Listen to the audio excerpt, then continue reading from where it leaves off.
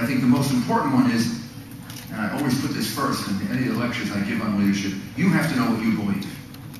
In order to even ask to lead other people, you have to know what you stand for, what you believe in.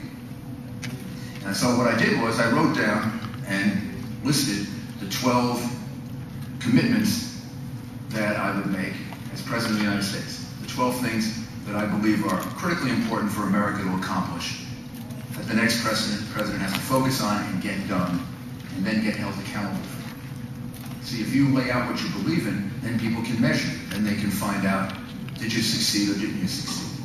So we laid out these principles in very general terms, so they could fit on a page.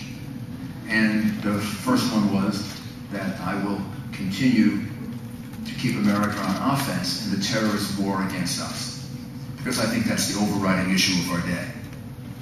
But then we went on to list a number of other commitments. We'll end illegal immigration, secure our borders, made commitments about health care.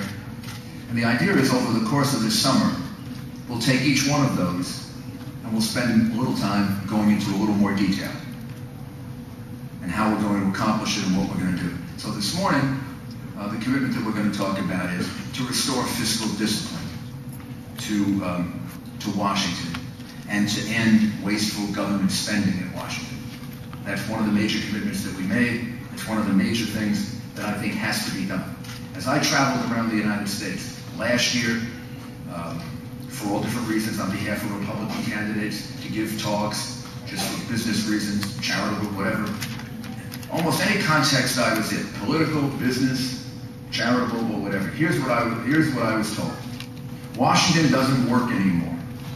They don't get anything done. They don't seem to be able to control spending. It's just out of control. We elected a Republican Congress back in 1994, and I'm just quoting what other people said. Republicans have become like Democrats.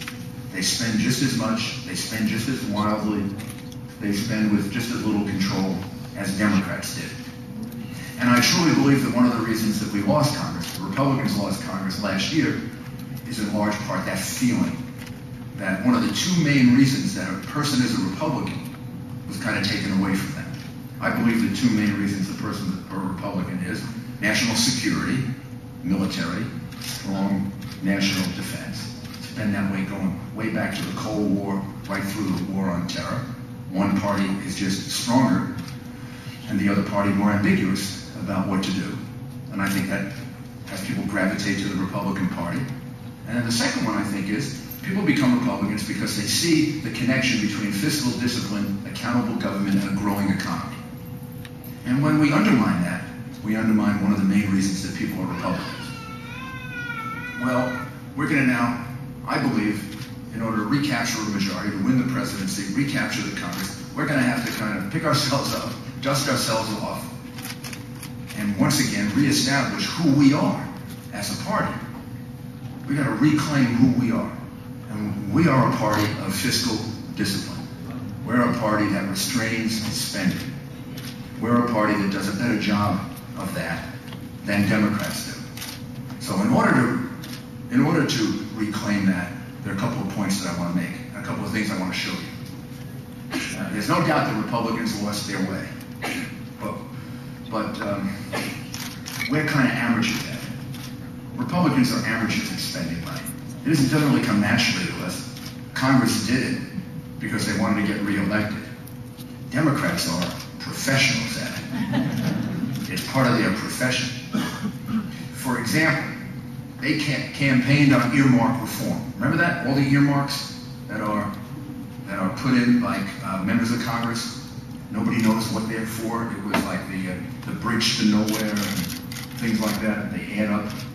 After a while, they start adding them up, and Senator Dirksen would say, you start adding this up and it becomes real money. Well, they campaigned on that, and they promised that they were going to do away with earmark reforms.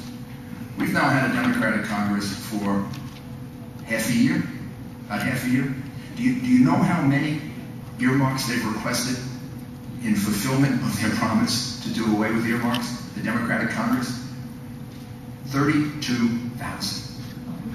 Didn't say 32. I didn't say 320. I I didn't say 3,200. I said 32,000 in 6 months. You know what the Republicans had done in the prior 2 years? Last year, I believe it was 2,600. The year before it was 10,000. So in half a year, they are making us look like pikers.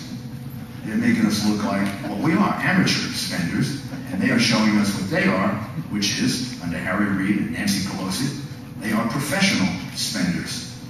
And we have to reclaim our position.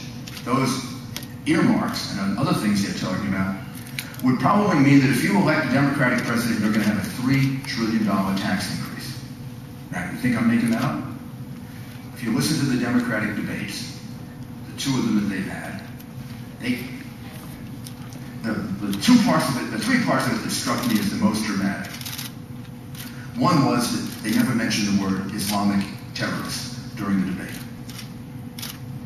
Maybe it's politically incorrect, I don't know. Maybe they think they're going to be insulting somebody if they say it. I'm trying to figure out who would be insulted other than Islamic terrorists. The other thing that I noticed was when the hands went up, remember all the questions they were asked? They kind of kept looking at each other to see whose hand would go up first. But the third one was they were falling all over each other to increase your taxes. They're all against the Bush tax cuts. They all want to reverse them. That would have a massive impact on our economy. These were not little tax cuts, and they wouldn't be little tax increases. They're like big. The income tax going up from 35 to 39.6% at the top. The dividend tax going from 15% to 39.6%. Imagine the impact that's going to have on investment in this country. The capital gains tax going from 15 to 20%. Imagine the impact that's going to have on investment in this country. And then, the thing they're going to do with the death tax is probably the best example of all of the point that I'm making, that there's something wrong in Washington. I hesitate to describe it because you would think I was just making a joke.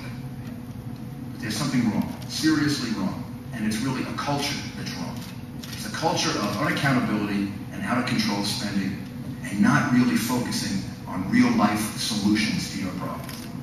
The best example of it is the death tax. You all know what the death tax is, right? The death tax is the inheritance tax. It's traditionally been 55%. It's a double tax. Like the tax on dividends, it's a double tax.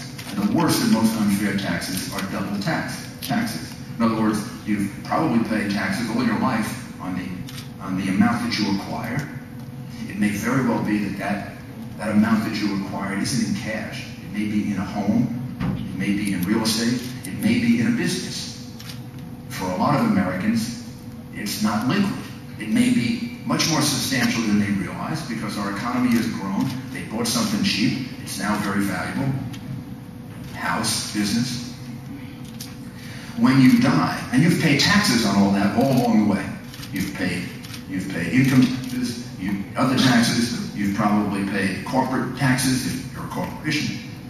Now you die, take 55% away from your children, from your estate. Kind of inconsistent with the American principle of creating a better life for yourself and your family. So Congress fixed it. Congress fixed it, and here's what they did. In 2009, the inheritance tax, the death tax, is going to be only 45%. Thanks. Big fix.